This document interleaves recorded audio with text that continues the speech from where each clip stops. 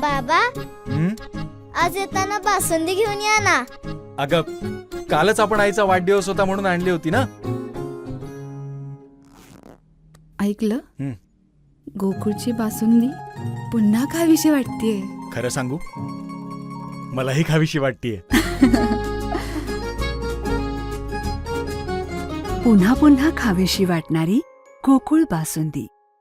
दोडामार्गसह संपूर्ण जिल्ह्याचं लक्ष लागलेल्या दोडामार्ग तालुक्यातील माटणे जिल्हा परिषद मतदारसंघात कोण किती आणाभाका घेतल्या तरी येथे महायुतीचा झेंडा फडकणार असल्याचा ठाम विश्वास भाजप महायुतीच्या वतीने शिवसेना तालुका प्रमुख गणेश प्रसाद गवस यांनी व्यक्त केला आहे.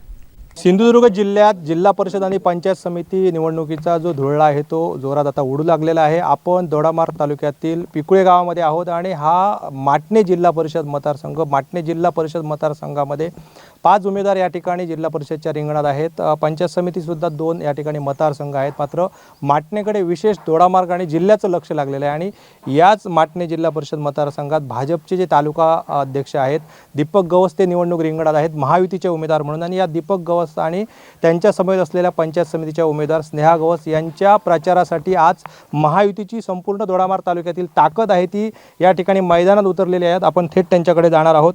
या ठिकाणी भाजपचे उमेदवार निवडणूक लढवत आहेत. त्यांच्या समेत सर्वप्रथम आपण संवाद साधूया.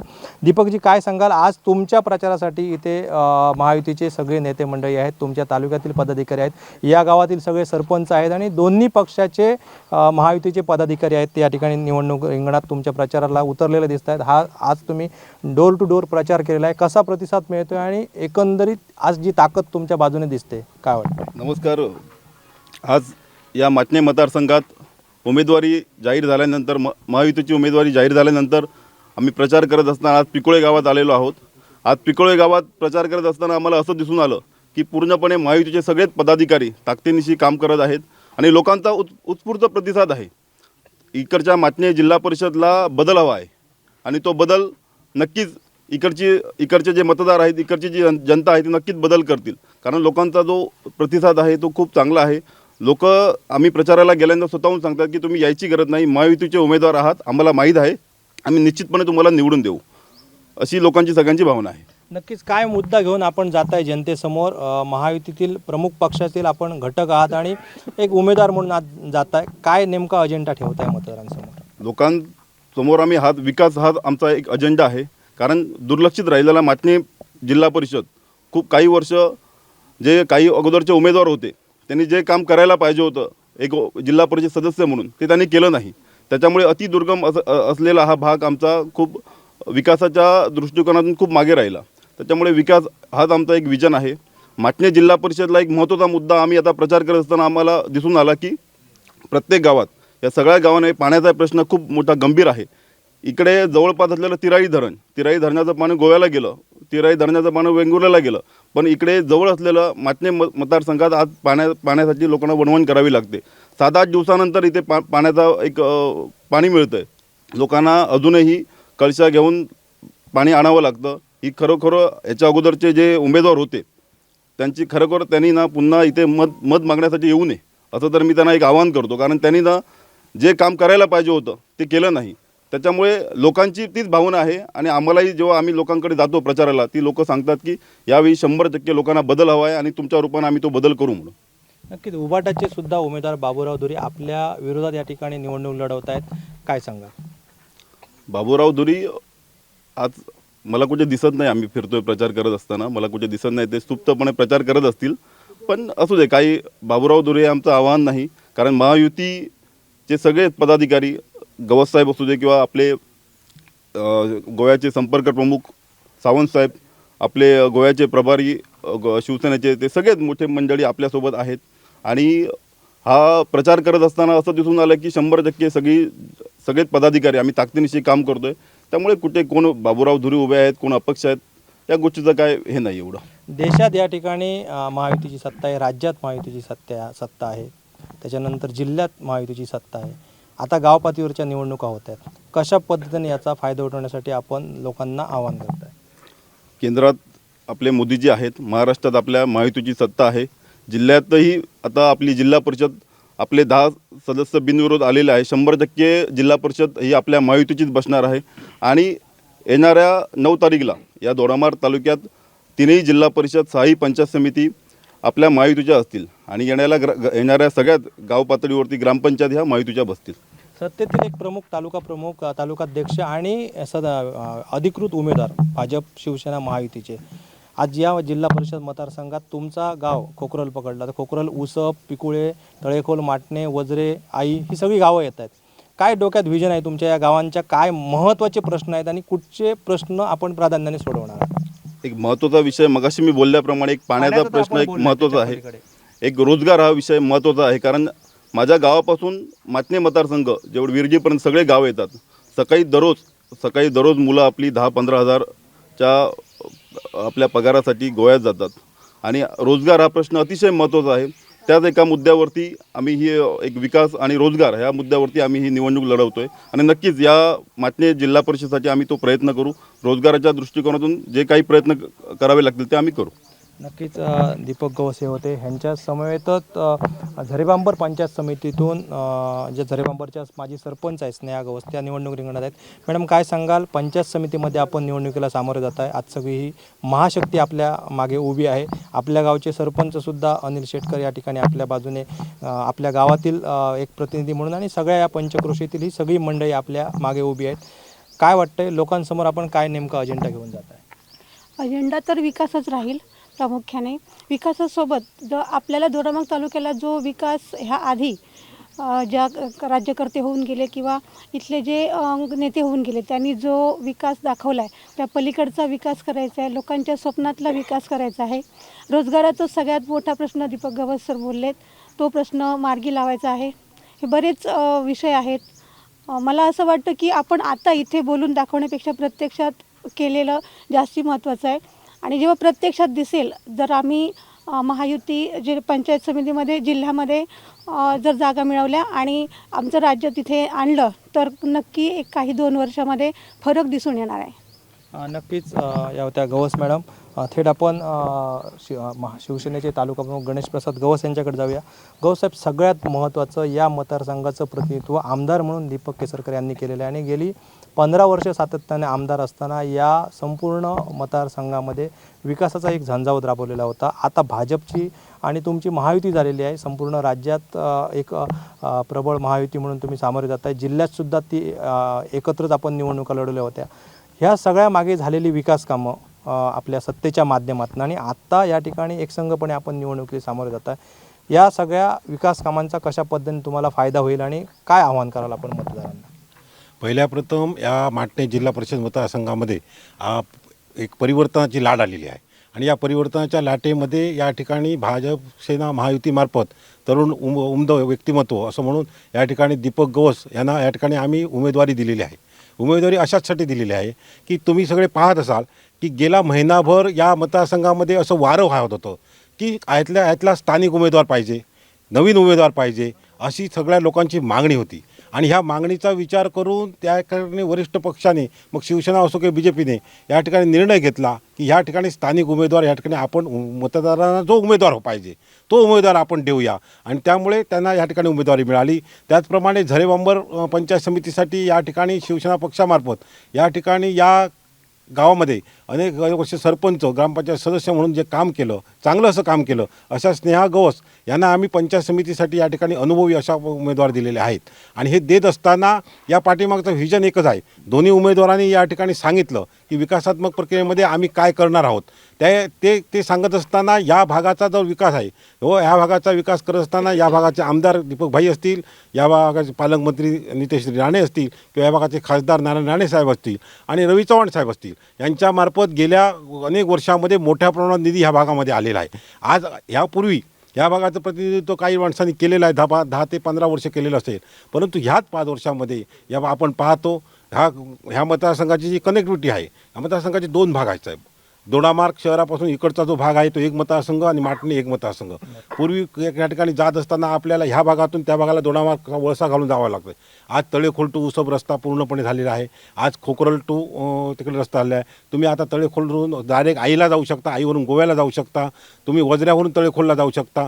तुम्ही आता बघितलं वजऱ्यावरून जो विरडी रस्ता आहे संपूर्ण हॉट मिक्स करून गेल्या वर्षी पूर्णपणे रस्ता केलेला आहे. आज इकडचे सुद्धा रस्ते 3-4 आज मागेलीसारख्या रस्त्यामध्ये मुख्यमंत्री ग्राम सडक योजने योजनेखाली असो, प्रधानमंत्री ग्राम सडक योजनेखालून हजारो कोटीची कामं या भागामध्ये मोठ्या प्रमाणात होत आहेत. उसबचा रस्ता या ठिकाणी ग्राम सडक खाली गेलेला आहे. पिकुळेवरून जो उसबला रस्ता जातो, अनेक वर्षाची जी मागणी होती ती पिकुळेवरून उसब जाणारा रस्ता सुद्धा या ठिकाणी होऊ घातलेला आहे. आणि ह्या सगळ्यांची या ठिकाणी आम्ही एक जाऊन केलेली आहेत. म्हणजे ह्या विकासाच्या प्रक्रियेमध्ये माटणे भागाच्या आम्ही सर्व महायुती म्हणून या मागे सुद्धा संमलित होतो. आज या मतदारसंघातल्या लोकांची उतराई आहे की या सगळ्या भागाचा विकास कार्य करत असताना या भागात महायुतीच्या पाठीमागे राहून भक्कम अशी साथ देण्याचं काम माटणे मतदारसंघातल्या लोकांनी सुद्धा ठरवलेलं आहे. अनेक गावचे सरपंच हे महायुतीचे आहेत. अनेक सरपंचामार्फत यावेळी वेगवेगळी कामं त्या गावामध्ये झालेली आहेत. त्या कामांचं सुद्धा श्रेय या ठिकाणी आपल्याला मिळणार आहे. आणि मी लोकांना सुद्धा हे सांगू इच्छितो की या जिल्हा परिषदेमध्ये तुम्हाला जवळजवळ 8 ते 10 सदस्य आजच बिनविरोध महायुतीचे आलेले आहेत. आणि 10 ते 12 सदस्यांच्या जागेमध्ये समोर उमेदवारच नाही आहेत, अपक्ष उमेदवार, पक्षाचे सुद्धा उमेदवार नाही आहेत. पण जवळजवळ आजच्या घडीला या जिल्हा परिषदेमध्ये सत्ता ही महायुतीची आलेलीच आहे. आणि पंचायत समितीमध्ये सुद्धा सत्ता ही महायुतीचीच होणार आहे. आणि लोकांचे प्रश्न, सत्ता कशासाठी पाहिजे होती? सत्ता ही लोकांचं काम करण्यासाठी सत्ता आहे. सत्तेचा वापर करून लोकांच्या कामासाठी त्यांना प्रयत्न करणं हा लोकप्रतिनिधी म्हणून गरज आहे. आज हा लोकप्रतिनिधी निवडताना 5 वर्ष त्यांना शोधावं लागत होतं. पण आज आपण जो उमेदवार दीपक गवस दिले असतील किंवा स्नेहा गवस दिले असतील, ह्या गावातले आहेत, म्हणजे या मतदारसंघातले आहेत, त्यांना शोधावं लागणार नाही. त्यांची घरं त्यांना माहीत आहे ना लोकांना, कुठे घर राहतात. किंवा दोडामार्गमध्ये तालुक्याचं त्यांचं तालुका कार्यालय आहे, तिथे कायम मिळू शकतात. ते लोकांना एक ह्या उमेदवार निवडून दिल्यानंतर हे आपल्याला मिळू शकतात, ही एक भावना लोकांच्या मनामध्ये निर्माण झालेली आहे की जी भावना गेल्या 15 वर्षामध्ये लोकांच्या मनामध्ये नव्हती. निवडून आलेला उमेदवार सोडण्याची पाळी येत होती. त्यामुळे या सगळ्या प्रक्रियेमध्ये लोकांना पाहिजे ते आम्ही दिलेलं आहे. त्यामुळे लोकच या ठिकाणी या उमेदवारांना निवडून देणार आहे, अशी संपूर्ण परिस्थिती या माटणे मतदारसंघामध्ये निर्माण झालेली आहे. नक्कीच आपल्याच महायुतीतील जे प्रमुख घटक आहेत, प्रतिस्पर्धी उमेदवार आहेत, म्हापसेकर, त्यांनी काल भाजपने त्यांच्यावर कारवाई केल्यानंतर एक विधान केलेलं होतं की आपण राणेसाहेबांनाच गिफ्ट देणार आहेत. काय नेमका त्या वाक्याचा अर्थ घ्यावा? एक आधी सरळ विषय असा होता साहेब की या दोडामार्ग तालुक्यामध्ये म्हणा किंवा सिंधुदुर्ग जिल्ह्यामध्ये संपूर्ण ज्यावेळी निवडणूक प्रक्रिया चालू झाली, नगरपालिकांच्या निवडणुका झाल्या, त्यानंतर एकमेकाचं वातावरण बिघडलेलं होतं. त्या बिघडलेल्या वातावरणामुळे आम्ही सुद्धा या ठिकाणी स्वतंत्र लढण्याची तयारी केली होती. BJPने सुद्धा स्वतंत्र लढण्याची तयारी केली होती. परंतु या स्वतंत्र लढण्याच्या तयारीमध्ये या महायुतीचे शिल्पकार कोण होते? माननीय नारायण राणे साहेब होते ना. महायुती कोणी केली? नारायण राणे साहेबांनी दिली. नारायण राणे साहेबांनी उमेदवार दिलेले आहेत. नारायण राणे साहेब महायुतीच्या पाठीमागे आहे. त्यामुळे नारायण राणे साहेबांना गिफ्ट देण्याच्या एवढे हे मोठे झालेले नाही आहेत. लक्षात घ्या, ज्या माणसाने या जिल्ह्यामध्ये कितीतरी जिल्हा परिषद अध्यक्ष बसवले, ज्या माणसाने या जिल्ह्याच्या बँकेचे अध्यक्ष बनवले, ज्या माणसाने जिल्हा परिषद सदस्य नुसते सांगितले ते निवडून दिले, सभापती कोण पाहिजे ते तिथून ते सांगतात, त्या माणसाला यांनी गिफ्ट द्यावं असं एवढे नारायण राणे कमी नाही आहेत. नारायण राणेंनी या ठिकाणी या प्रक्रियेमध्ये स्वतः पालकमंत्री या ठिकाणी आले होते. पालकमंत्र्यांनी या ठिकाणी आमचे दोन्ही जिल्हा प्रमुख असतील भाजप आणि सेनेचे आणि दीपकभाई असतील यांच्या समवेत मीटिंग घेतली. प्रत्यक्ष त्यांना ते बोलून घेऊन त्यांना आदेश दिले होते की या मतदारसंघातले उमेदवारी तुम्ही माग्या, इथे असेल किंवा तिकडे नाडकर्णी असतील, दोघांनी आदेश त्यांनी दिले होते. आमच्यासमोर आदेश दिले होते की तुम्ही ह्या मतदारसंघातल्या उमेदवारी मागे घ्यायच्या आहेत आणि अधिकृत उमेदवार ज्यांना दिली आहे त्यांचं तुम्ही काम करायचं आहे. त्यामुळे हे जे आदेश आहेत त्या आदेशाचं पालन त्यांनी केलं नाही आहे. त्यामुळे कोणाचाही आपल्याला शुभ आशीर्वाद आहे असं जे ते भासवत आहेत. जर शुभ आदेश असता तर काल आदेश आले नसते ना पक्षातून काढून टाकलं म्हणून. हे सरळ आहे ना लोकांच्या समोर. तुम्हाला जर पक्षातून काढून टाकलं, तुम्ही 15 वर्ष इथे सदस्य होतात आणि तुम्हाला 15 वर्ष काढून टाकतात, म्हणजे पक्षाने त्याची दखल घेतलेली आहे, तुमच्या बंडखोरीची दखल घेतली आहे. कुठेही हे चाललं आहे ते कसे सहानुभूती मिळवण्याचा प्रकार आहे. मी या ठिकाणी भाजपचा त्या ठिकाणी आज विषय असा आहे की ज्यावेळी एक जातात कुठल्याकडे तर त्यावेळी काय सांगतात, ज्यावेळी शिंदे सेनेचा माणूस असेल, सरपंच असेल तर त्यांना सांगतात आम्ही निवडून आलो तर आम्ही शिंदे सेनेत जाणार, आणि भाजपचा माणूस दिसला तर काय सांगतात मी भाजपमध्ये येणार म्हणून. म्हणजे हे मतासाठी चाललेलं आहे आणि कशा वैयक्तिक मतासाठी हे चाललेलं आहे. ह्यांच्या प्रचाराला अपचाराला कुठेही जनता बळी पडणार नाही. नक्कीच हा तर एक आपण प्रश्न पूर्णपणे या ठिकाणी स्पष्ट केलेला आहे. पण सगळ्यात महत्त्वाचं जसं आपण म्हटलं स्थानिक उमेदवार निवडीमागे हे महत्त्वाचं मलमंत्र या ठिकाणी महायुतीने जपलं आणि दीपक गवस यांना या ठिकाणी उमेदवारी दिली. कारण दोन्ही प्रतिस्पर्धी उमेदवार आहेत ते स्थानिक नाही, हा महत्त्वाचा तुमच्यासमोरून महायुतीकडनं मुद्दा येतो आहे. पण सगळ्यात महत्त्वाचं तर गाव विकास म्हटल्यानंतर आपण सगळ्या मुद्द्यांना आपण हात घातलेला आहे.